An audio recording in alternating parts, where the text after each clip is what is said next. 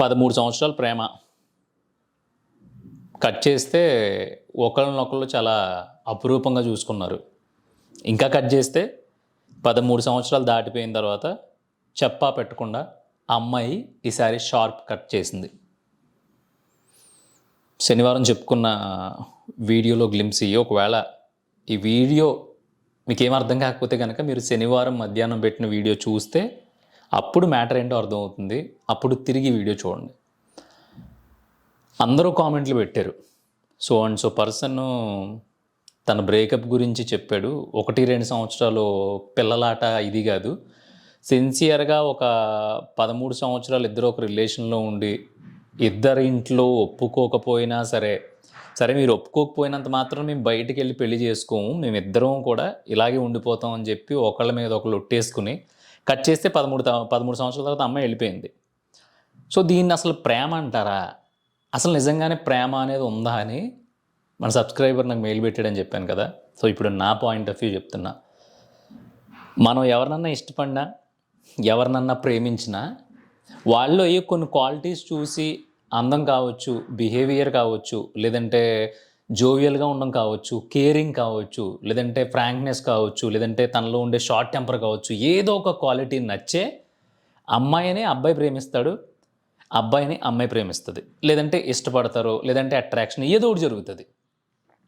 So ఇవన్నీ జరిగిన తర్వాత ఇద్దరు కలుస్తారు, మీట్ అవుతారు, రకరకాలు జరుగుతాయి. కొంతమంది పెళ్లి వరకు వెళ్తారు, కొంతమంది చాలా సంవత్సరాలు ఎలా ప్రేమించుకున్న తర్వాత ఏదో ఒక పాయింట్లో ఒక చిన్న గ్లిచ్ వచ్చి, అది పేరెంట్స్ నుంచి అయ్యి ఉండొచ్చు, లేదంటే ఇంకొకడో కోన్కిస్క గొట్టంగడి మధ్యలో ఎవడొక రావడం వల్ల ఏదో ఒకటి జరిగి చాలా వరకు బ్రేకప్లు జరిగిపోతూ ఉంటాయి.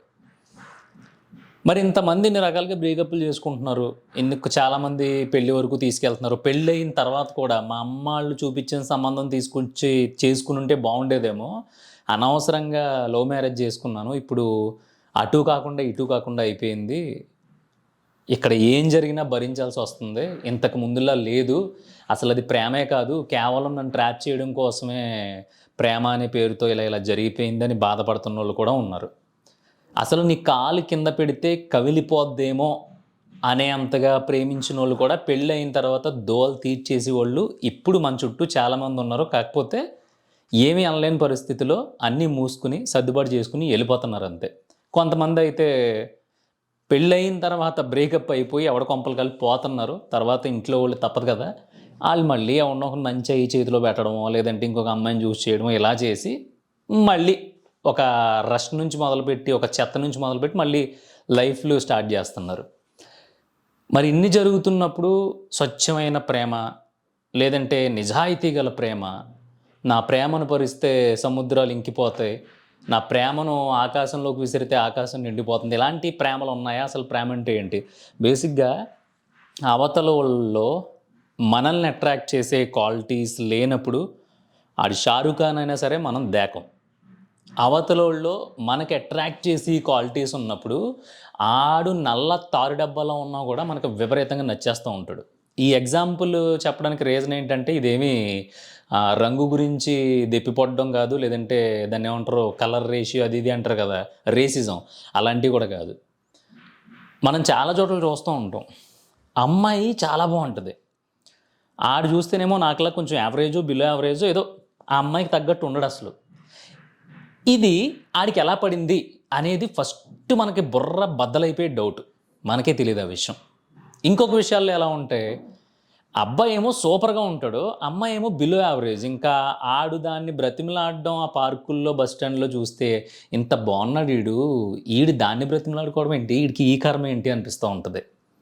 సో దీన్ని బట్టి ఏమర్థమైంది, మోస్ట్ ఆఫ్ ద టైం అవతలోళ్ళు మనల్ని ఎప్పుడైతే అట్రాక్ట్ చేస్తారో విపరీతంగా, అంటే గుడ్డిగా, ఇంకెలా అంటే చుట్టుపక్కల మనకి ఇంకేం కనిపించదు, ఆ రేంజ్లో అవతలోళ్ళు అట్రాక్ట్ చేయడం మొదలుపెట్టారంటే ఆ పాయింట్లో మనకి అందం చందం గిందం ఏం కనిపించవు. ఆ టైంకి మనం అట్రాక్ట్ అయిపోయాము, ఇంకా ఆళ్ళే లోకం అనమాట. దాన్ని చాలామంది ప్రేమ అనుకుంటారు. ఓకే, ఒకరికొకరు నచ్చారు, అర్థం చేసుకున్నారు, కేరింగ్ బాగుంది, జీవితాంతం నన్ను భరించగలడం అని ఒకరికొకరు అనిపించేసింది, ప్రేమించుకున్న తర్వాత పెళ్లి చేసుకున్నారు, పెళ్లి చేసుకున్న తర్వాత పిల్లల్ని కన్నారు, జీవితం సాగిస్తున్నారు. సో ఈ ప్రాసెస్ అంతా నడుస్తూ ఉంటుంది కదా. దీంట్లో మనం అర్థం చేసుకోవాల్సింది ఏంటంటే, ఇప్పుడైతే నువ్వు ఫస్ట్ టైం చూసినప్పుడు ఆ అమ్మాయి మీద ఎంత విపరీతమైన నీకు ఫోకస్ ఉందో, అంత విపరీతమైన ఫోకస్ అమ్మాయి పడిన తర్వాత ఉండదు. 100% నుంచి 80%కి వచ్చేస్తుంది. తర్వాత టచింగ్లు, హగ్లు, కింద మీద పడ్డాలు, అది ఇది అంతా అయిపోయిన తర్వాత 50%కి వచ్చేస్తుంది. ఇంకంతా అయిపోయింది, నేను ఏం చేసినా సరే ఇది పడుతుంది, ఇది నాదే, ఇది నా ఓడే అన్న తర్వాత 30%కి వచ్చేస్తుంది. ఇదంతా పోయి పోయి పోయి పోయి తీసేసి ఇన్ని తీసేసిన తర్వాత ఏం మిగిలితే పృథ్వీ అంటావా? మిగిలేది ఒక 10% ప్రేమ మాత్రమే. మిగతా 90% కూడా మళ్ళీ లైఫ్ మీదకి ఫోకస్ వెళ్ళిపోద్ది. నువ్వు ప్రేమించావు, ఇద్దరు ఓకే, పెళ్లి చేసుకున్నారు, ఇప్పుడు లైఫ్ స్టార్ట్ చేయాలి, ఒక ఇల్లు తీసుకున్నారు, ఇల్లు తీసుకుంటే ఇంటి రెంట కట్టాలి, పాల బిల్లు కట్టాలి, కరెంటు బిల్లు కట్టాలి, అది కొనాలి, ఇది కొనాలి, లంగాలు, జాకెట్లు, సంపెన్నీస్లు, చొక్కాలు, షూసు, కళ్ళజోళ్ళు. మరి ఎన్ని ఊరికనే వస్తాయా? మేమిద్దరం అమర ప్రేమికులం అని చెప్పి డీమార్ట్ దగ్గరికి వెళ్ళి బొచ్చెట్టుకుని నుంచి ఉంటాడు, వచ్చేయడు కదా. ఇక్కడ ఏం చేయాలి? అబ్బాయి కష్టపడాలి, అమ్మాయి చదువుకుని ఉంటే తను కూడా కష్టపడాలి. ఎవరి లైఫ్లో బిజీగా ఉంటారు. ఎందుకంటే పొద్దున్న 9ంటికి వెళ్తే సాయంత్రం 5:30, 6 వరకు దేకడం తప్పదు. సో ఇలాంటి దేకీ ప్రాసెస్లో ఉన్నప్పుడు కూడా అది 5 సంవత్సరాల క్రితం నువ్వు నన్ను ప్రేమించినప్పుడు ఇలా లేవు, ఇప్పుడేమో పెళ్లి చేసేసుకుని అన్నీ అయిపోయిన తర్వాత నేను బోరు కొట్టేసినట్టున్నాను.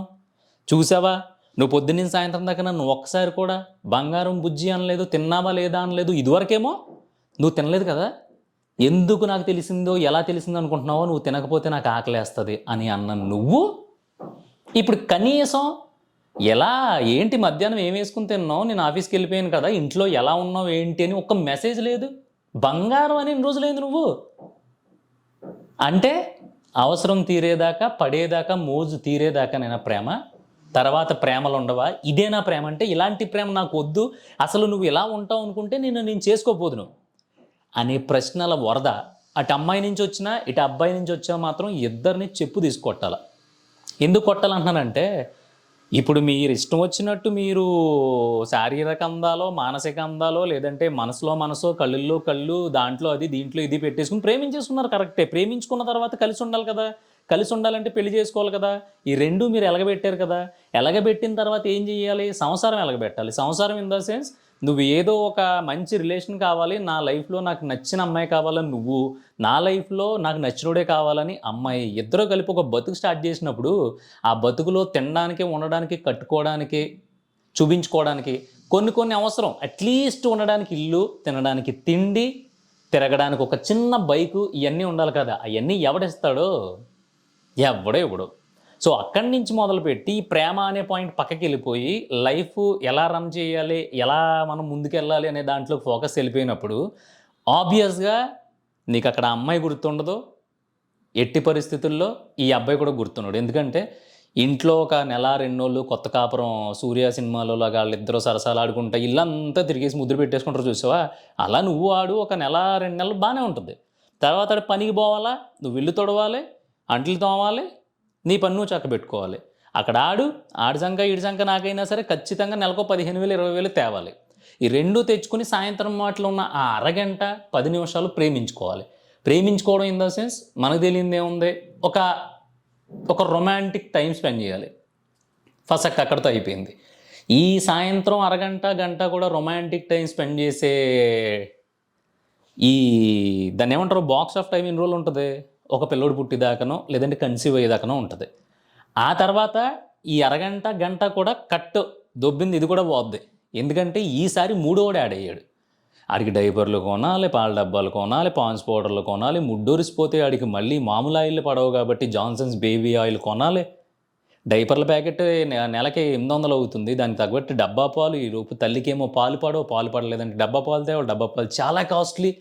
ఇదంతా కాకుండా అదిగో మన పిల్లోడినేమో ఫోటోషూట్ పెట్టించలేదు మీరు, వాళ్ళందరూ ఫోటోషూట్లు పెట్టించారు. ఫస్ట్ బర్త్డే బేబీ షూట్ లేకుండా అసలు ఏం చేద్దామని మన ప్రేమకి ప్రతిరూపం ఆడు ఫస్ట్ బిడ్డ అని చెప్పి ఆడి స్టార్ట్ అయిన తర్వాత ఆడి మీద ఫోకస్ ఇంకా పెరిగిపోయి ఈ సాయంత్రం మాటలుండే అరగంట గంట రొమాన్స్ కూడా దొబ్బుద్ది. ఇది ఎందుకు చెప్తున్నానంటే, ఒట్టేసి చెప్పండి, పెళ్ళి అయిన తర్వాత ఒక 2 సంవత్సరాల తర్వాత ఒక 1 వీక్లో మోర్ దెన్ 3 times మింగిల్ అయ్యేవాళ్ళు ఎంతమంది ఉన్నారు? మింగిల్ ఇన్ ద సెన్స్ అదే మన సోమరం లాంటిదే. ఎంతమంది ఉన్నారు? గుళ్ళు మీద చేసుకుని చెప్పండి. ఎందుకు ఉన్నట్లా? అంతకుముందు ఆతృత ఆగేవాడు ఏంటి అసలు? నువ్వేమన్నా ఆగేదాన్ని ఏంటి? ఇద్దరు ఆగేవాళ్ళు కాదు. కానీ ఇప్పుడు ఎందుకు ఆగిపోయారు అంటే, వన్స్ బాధ్యతలు మొదలైన తర్వాత ప్రేమలు తుప్పు పట్టేస్తాయి. ఇది ఎవడవును అనుకున్నా కాదనుకున్నా. దీన్ని అర్థం చేసుకున్న కాపురాలు బాగానే ఉంటాయి, దీన్ని అర్థం చేసుకున్న జంటలు బాగానే ఉంటాయి. కానీ ఇంకా మేము కన్నె పిల్లలం, మేము ఇంకా కన్నె పువ్వులం, మొగ్గలం, పిందెలం, లేదంటే దాన్ని ఏంటి ఉడుకు పిందెలం అని చెప్పేసి పత్తిత్తు కౌరులు చెప్పేసి ప్రేమ పోయింది, ఇది వరకు ఉన్నంత లేదు, ఎందుకు లేదు అని అబ్బాయి క్వశ్చన్ చేసినా అమ్మాయి క్వశ్చన్ చేసినా మాత్రం అక్కడ బ్రేకప్సే ఉంటాయి. ఎందుకంటే ప్రేమ ఎక్కువ రోజులు ఉండదు. ప్రేమ ఎందుకు చూపిస్తారో, ప్రేమ ఎందుకు పుడుతుంది అంటే ఆపోజిట్లో ఉండే పర్సన్, ఆపోజిట్లో ఎవరైతే పర్సన్ ఉంటారో ఆ పర్సన్ని అట్రాక్ట్ చేయడానికి విపరీతమైన కేరింగ్, ఫోకస్, లేదంటే విపరీతమైన దాన్ని ఏమంటారు అదే మైండ్లో తిరుగుతూ ఉంటుంది. ఎందుకు తిరుగుతుంది అంటే నువ్వు అంత ఫోకస్ పెట్టకపోతే అవతల ఉండేవాళ్ళు నీకు పడరు, అవతల వాళ్ళు నేను దేకరు. నార్మల్గా అందరూ చూసినట్టు చూసే బాగానే ఉన్నావులే, ఐ లవ్ యూ అంటే లాగ్ కొడతారు.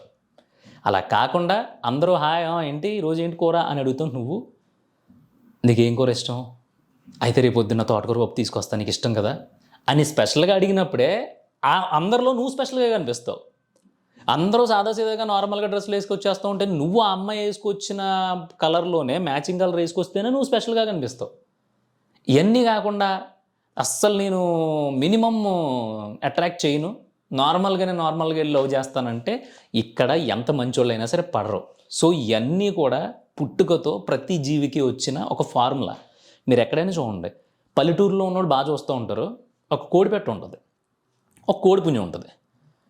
అది ఒక 4 గింజలు కోడిపుంజి దగ్గర వేస్తే ఫస్ట్ ఏదో తిందో కొక్క అని దాన్ని పిలుస్తుంది.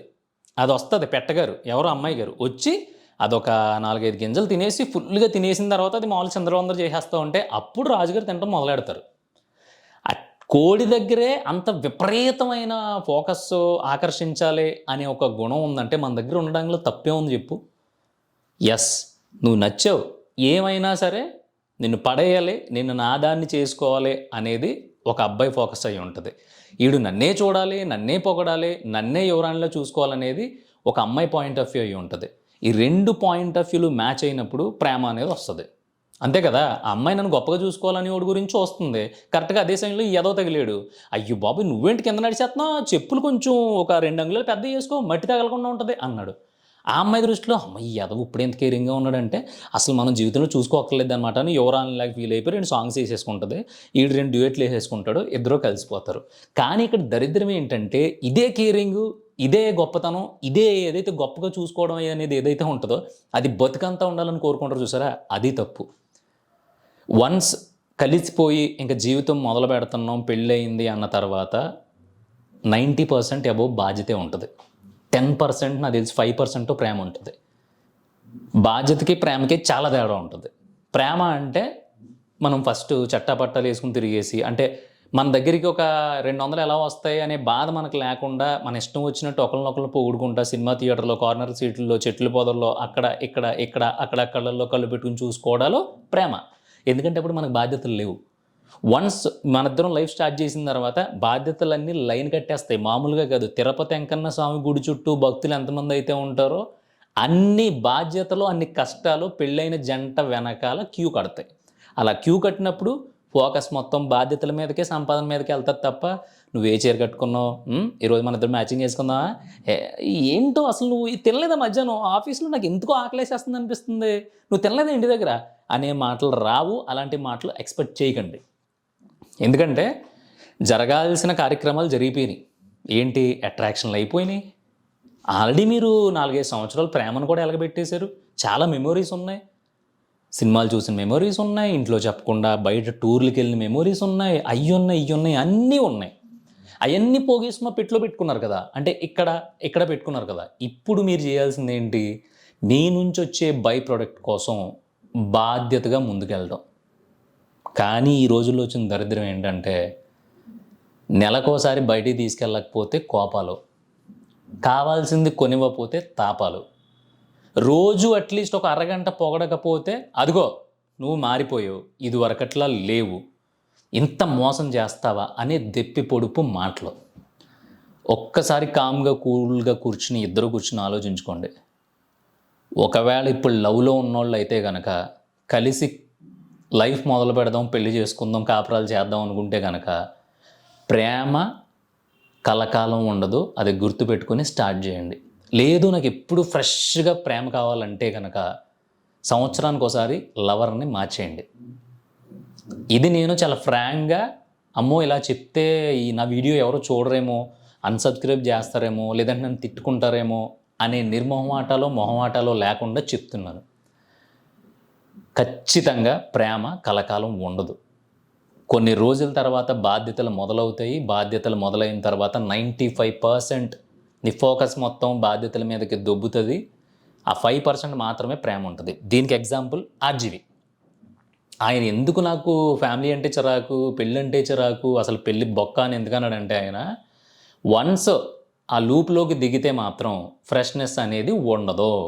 ఫ్రెష్నెస్ లేకుండా అదంతా కూడా ఒక బర్డెన్ లాగా, ఒక బండి లాగడంలా తయారవుతుంది. ఎందుకంటే నువ్వు క్రియేట్ చేసుకున్న సామ్రాజ్యంలో నీ రాణికి నీకు పుట్టిన ఒక బుల్లి యువరాజు ఉంటాడు కాబట్టి ఆడి కోసం నువ్వు యుద్ధాలు చేయక తప్పదు. జీవితాంతం సుమా రేపు ఎల్లుండితో అయిపోదు.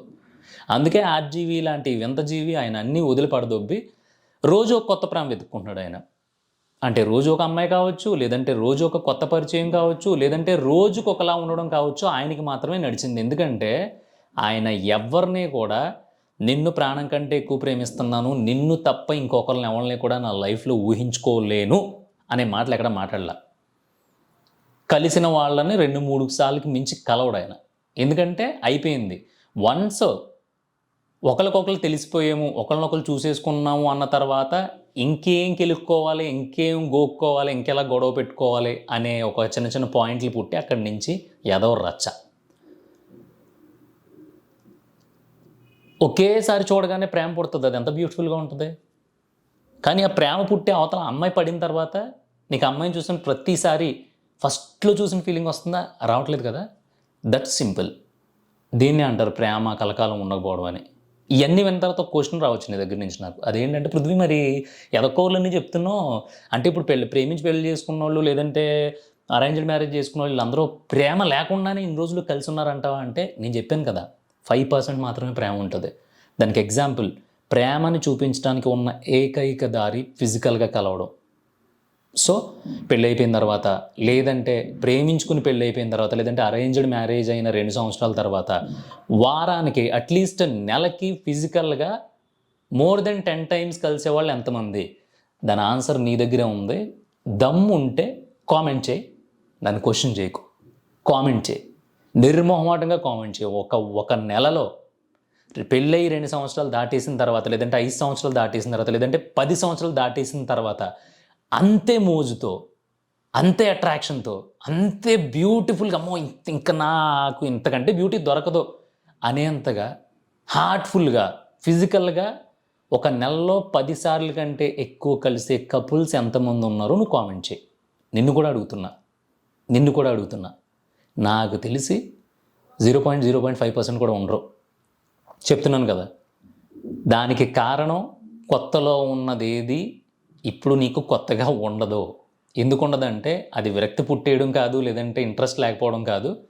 ఇది నాదే, ఇప్పుడు నాదే అనుకున్న దాన్ని నేను ఇంకా బాగా చూసుకోవాలంటే డబ్బు సంపాదించాలి.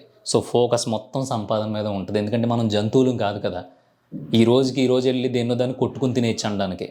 సో ఇక్కడ మైండ్ 100% అయితే దాంట్లో 95% ఎలా బ్రతకాలి, ఏం చేయాలి, ఎలా సంపాదించాలి, ఎంత గొప్పగా చూసుకోవాలి దీని మీద ఉంటుంది తప్ప 24 గంటలు వెళ్ళాయి అయ్యి బాబు నువ్వు ఎంత బంగారానివే, నువ్వు ఎంత బొమ్మవే, ఎంత కుందన బొమ్మవే, నువ్వు ఎంత మగాడురా, నీ మీసం ఎంత పొడుగు ఉంది, అయ్యి బాబు నల్లని కల్లోడా, నల్లని జుట్టోడా, ఈ సోజ్ చెప్పుకునే వాళ్ళలాగా ఇవన్నీ ఉండవు.